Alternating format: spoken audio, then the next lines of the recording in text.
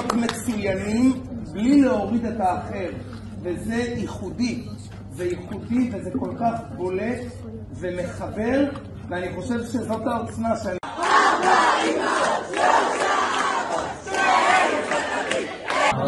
הוא יחזיר לנו עבודת בית המקדש במהרה בימינו, אמן סלע.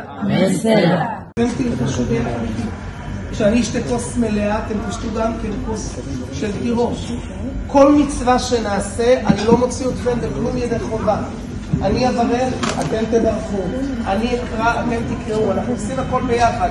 אני רק, קטן שולי, ינחה...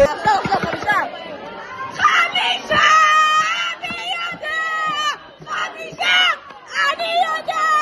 5 חוקים!